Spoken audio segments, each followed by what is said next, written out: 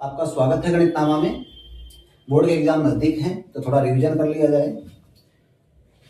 शुरू करते हैं प्रश्नावली 1.1 से ही। 4 मार्क्स की प्रश्नावली है, 4 नंबर के प्रश्न आते हैं। इसमें से 2 प्रश्नावलियां हैं और बहुत आसान है। अगर आप 20 मिनट मुझे देते हैं तो 20 मिनट में लगभग सारे कंसेप्ट हमारे इसके क्लियर हो जाएंगे। तो प्रश्नावली 1.1 से स्टार्ट करते हैं। पहले इसका नियम रिवाइज कर लेते हैं। पहला नियम है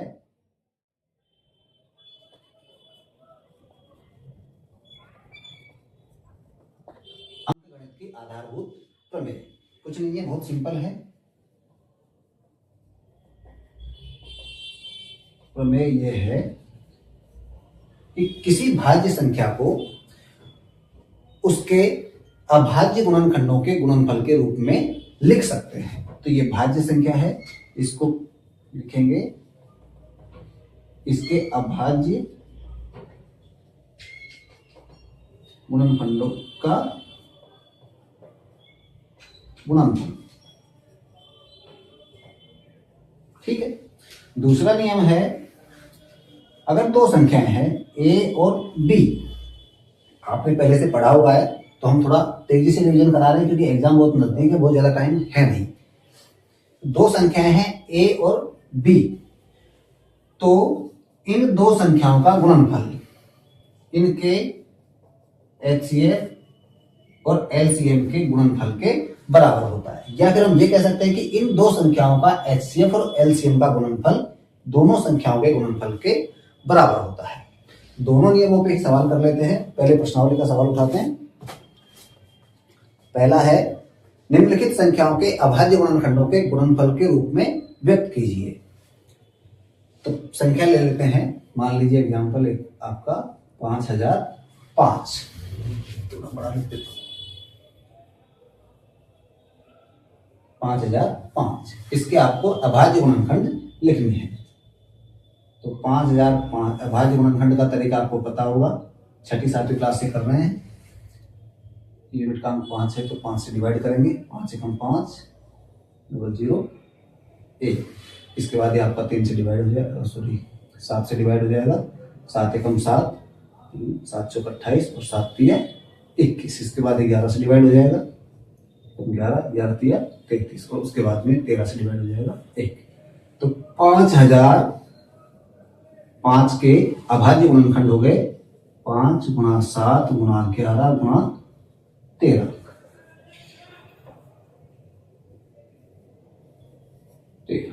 ये आपका आंसर हो गया। बहुत सिंपल है। दूसरे तरीके का सवाल है, कोई 2 संख्याएं दी जाएंगी, उनके लिए आपको जांच करना है कि a और b मतलब दोनों संख्याओं का गुणनफल उनके HCF और LCM के गुणनफल के बराबर है या नहीं है। यह सवाल हो सकता है। 2 या 3 संख्याएं दी जाएंगी, उनका आपको HCF और LCM फाइंड करना है। तो एक सवाल करेंगे, उसमें लगभग दोनों तरह के आपके सवाल हो जाएंगे। एग्जांपल लेते हैं 510 और 92। आपको चेक करना है कि 510 और 92 के लिए इन दोनों का गुणनफल और इनके HCF और LCM का गुणनफल बराबर है या नहीं है। तो सबसे पहले दोनों के HCF और LCM फाइंड आउट करेंगे। इसके लिए आप सबसे पहले कीजिए दोनों के अभाज्य गुणनखंड। तो 510 का करते हैं।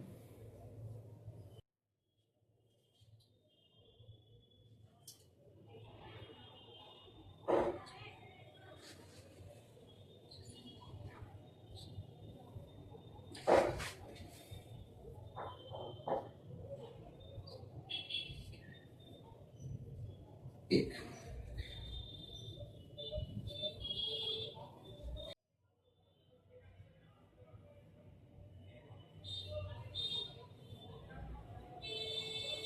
ये इसके हो गए अभाज्य गुणनखंड।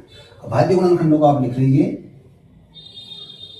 510 को 2 गुणा 3 गुणा 5 गुणा 17 और 92 को लिख लीजिए 2 गुणा 2 गुणा 23। ये इनके अभाज्य गुणनखंड हो गए।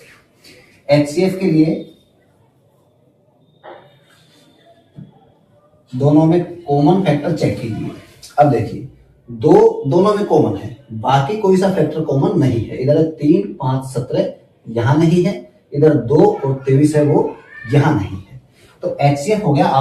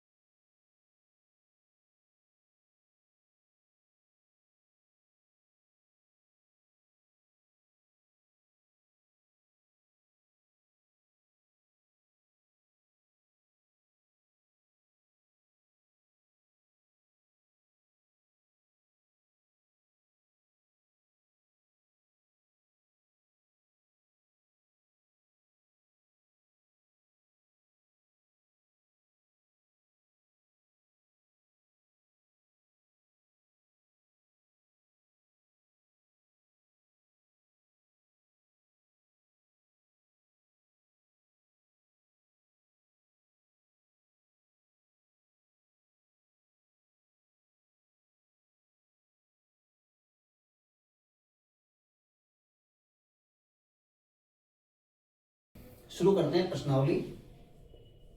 1.2। बहुत आसान है, ज़्यादा कुछ है नहीं। इसमें भी 2 नियम है, 2 नियमों को पहले हल्का सा रिवाइज कर लेते हैं। पहला, ध्यान से सुनना है, बहुत सिंपल है। कोई संख्या है आपके पास एक, कुछ भी आप लिख सकते हैं एक ही जगह। अगर इस संख्या के स्क्वायर में, किसी संख्या के स्क्वायर में किसी दूसरी संख्या का भाग जाता है, मान लीजिए इसको p लिख सकते हैं या q लिख सकते हैं, और भी m n कुछ भी डिनोट आप कर सकते हैं। अगर किसी संख्या का किसी दूसरी संख्या के स्क्वायर में भाग जाता है तो इस संख्या का उस मूल संख्या में भी भाग जाएगा। अगर स्क्वायर में a के स्क्वायर में p का भाग जा रहा है तो a में भी p का भाग जाएगा। मतलब अगर a स्क्वायर का गुणनखंड p है तो a का भी एक गुणनखंड p होगा।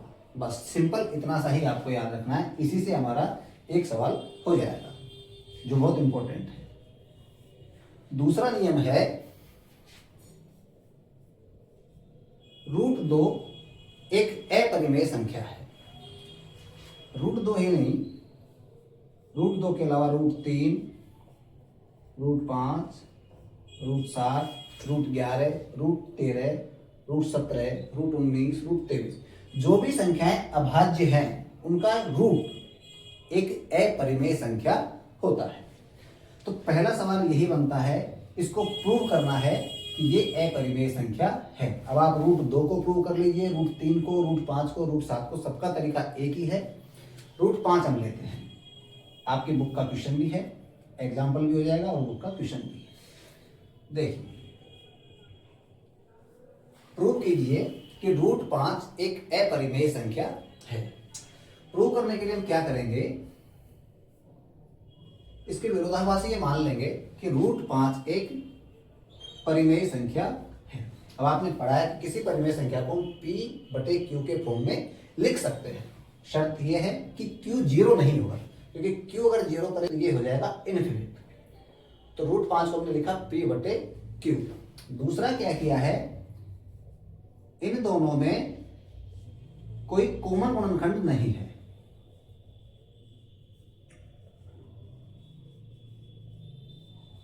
और अगर कोई कॉमन गुणनखंड है तो उसको हमने हटा लिया। जैसे मान लीजिए कोई परिमेय संख्या है आपकी 6/12, तो 6 और 12 में कॉमन है आपका 6, तो इसको हम लिख सकते हैं 1/2, और इसी फॉर्म में हमने आप इसको लिखा है।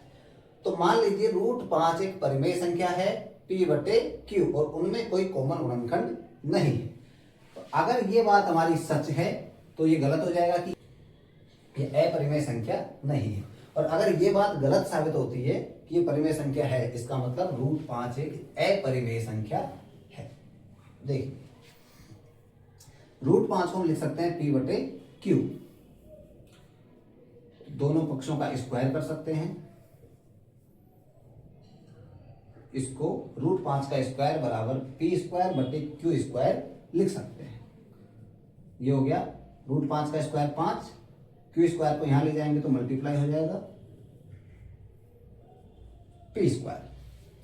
अब ध्यान से देखिए, ये जो आपकी टर्म है ये पहले नियम से रिलेट हो रही है कि नहीं हो रही है। ध्यान से देखिए, a² का गुणनखंड था p, यहां p² का जब गुणनखंड कर रहे हैं तो ये आ रहा है आपका एक गुणनखंड 5, लेकिन p² बराबर 5q²। इसको आप लिख सकते हैं 5 × q बराबर p²। तो p का आपको एक गुणनखंड मिल गया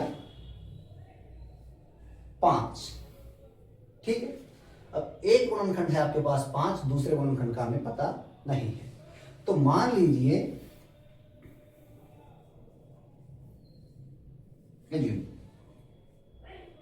p बराबर 5c। 5c क्यों लिखा है, हमें पता लग गया कि p² में एक गुणनखंड क्या है 5, दूसरा गुणनखंड कुछ भी हो सकता है। आप c मान सकते हैं, m मान सकते हैं, x y जो आपका मन करे, ठीक है। तो p बराबर 5c, ठीक है। अब इस p की वैल्यू को रखेंगे यहां पे, तो 5q² बराबर p की वैल्यू हो गई 5c, तो 5c का होल स्क्वायर, 5 क्यू स्क्वायर बराबर 5 गुणा 5 गुणा सी स्क्वायर, एक 5 से एक 5 कट जाएगा। अब आ गया आपका क्यू स्क्वायर बराबर 5c स्क्वायर। वापस उसी नियम को याद कीजिए, क्यू स्क्वायर में एक गुणनखंड हो गया आपका 5। अगर क्यू स्क्वायर में एक गुणनखंड 5 है तो क्यू में भी एक गुणनखंड 5 होगा। यह हमने पहला नियम बनाया। अब देखिए, क्यू में एक गुणनखंड हो गया 5, यहां पी में एक गुणनखंड था 5। इसका मतलब पी और क्यू दोनों में एक कॉमन गुणनखंड हो गया 5।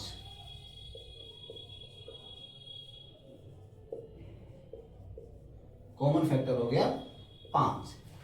जबकि हमने शुरुआत में माना था कि P और Q में कोई कॉमन गुणनखंड नहीं है, तो जो हमने एज्यूम किया है वो एक्चुअल का विरोधाभासी है।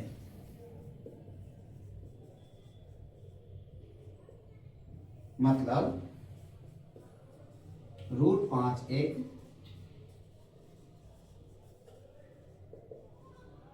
अपरिमेय संख्या है। ये आपका प्रूफ। पर थोड़ा सा इसी सवाल में ध्यान देना है, इसके बाद जो अगले स्टेप वाला क्वेश्चन है वो बहुत आसान है, क्योंकि आपने प्रूव कर लिया है कि ये जो परिमेय संख्या, ये जो संख्या है, सॉरी √5 √2 या जो भी अभाज्य संख्या रूट में होगी वो एक अपरिमेय संख्या है। तो ये आपको प्रूव करने के बाद अगर इस √5 में कोई संख्या ऐड होती है, डिवाइड होती है, मल्टीप्लाई होती है, तो वो संख्या भी फिर अपरिमेय संख्या है या नहीं है, ये चेक करना आपके लिए इजी हो जाएगा। ये सवाल है आपका एक, सिद्ध कीजिए कि ये एक अपरिमेय संख्या है। अब ये तो दिया है कि अपरिमेय है, सिर्फ आपको प्रूव करना है। ठीक है, मान लीजिए वही कॉन्ट्राडिक्टरी लेके चलेंगे इसको।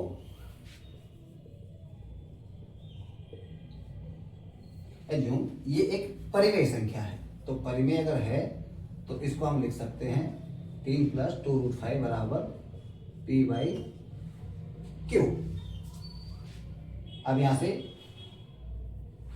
इस तरह के सवाल को हल करने के लिए आपको क्या करना है, वही 3 + 2√5 संख्या लिखेंगे, इसको मानेंगे कि ये एक परिमेय संख्या है, मतलब P/Q की फॉर्म में लिखेंगे। उसके बाद इस रूट वाली संख्या के साथ में जो भी है इनका ट्रांसफर कर देंगे दूसरे पक्ष में। यहां केवल ये रूट वाली संख्या बचनी चाहिए। तो सबसे पहले 3 को ट्रांसफर करेंगे, तो 2 √ बराबर P/Q - 3।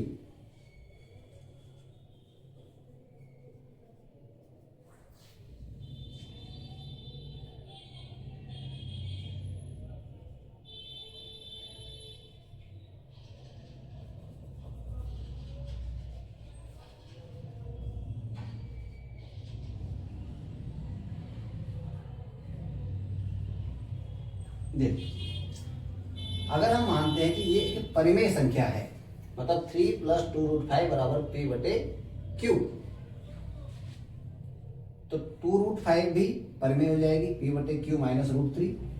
2√5 भी परिमेय हो जाएगी P - Q से मल्टीप्लाई किया 3 P - 3Q/3, और √5 भी परिमेय हो जानी चाहिए P - 3Q/2Q। लेकिन हम पहले ही प्रमेय पढ़ चुके हैं, चूंकि √5 एक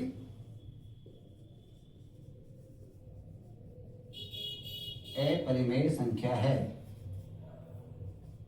तो ये जो इक्वेशन है ये भी आपकी हो जाएगी अपरिमेय।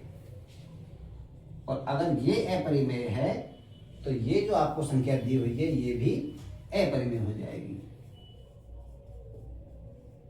बस इतना सा ही काम करना है। तो मुश्किल से आपको 20 मिनट लगे होंगे और आपका 4 मार्क्स का रिवीजन कंप्लीट।